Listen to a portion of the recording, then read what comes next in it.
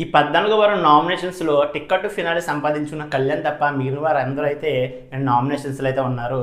కళ్యాణ్ కూడా నామినేషన్స్‌లో ఉంటారని చెప్పి చాలా పుకార్లు అయితే బయట వినిపించినాయి.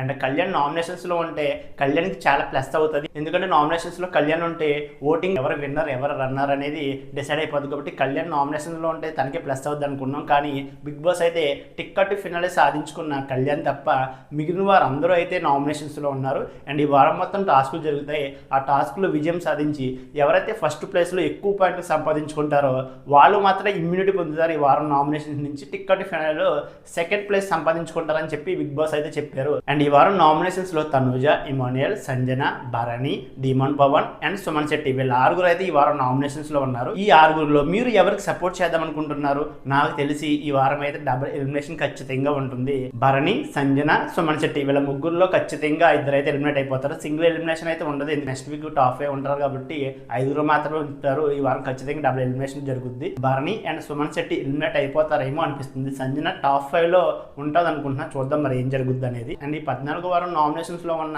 ఈ ఆరుగురులో మీరు ఎవరు ఎలిమినేట్ అవుతారు అనుకుంటున్నారు? వీడియోని లైక్ చేసి మీ అభిప్రాయాన్ని కామెంట్ చేయండి.